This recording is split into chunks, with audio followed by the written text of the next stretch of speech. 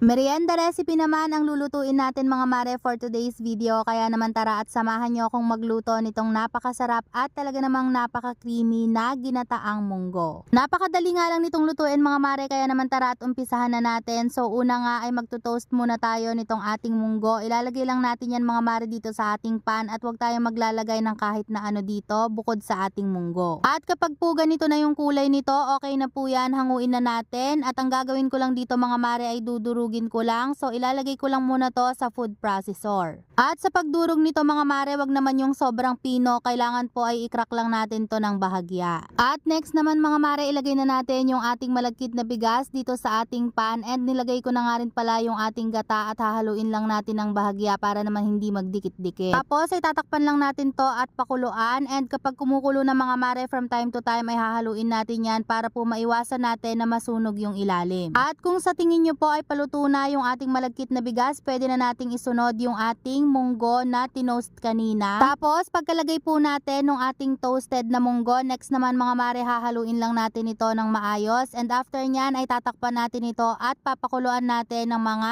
3 to 5 minutes. And from time to time po ay bibisitahin lang natin ito at hahaluin natin para naman po maiwasan natin na masunog yung ilalim, dahil mabilis na lang po dumikit yan sa ilalim, lalo na po kapag paluto na yung ating malagkit na bigas. At after nga lang ng ilang minuto mga mare, ayan nga at luto na yung ating malagkit na bigas, kaya naman maglalagay na ako dito ng 1 can ng condensed milk.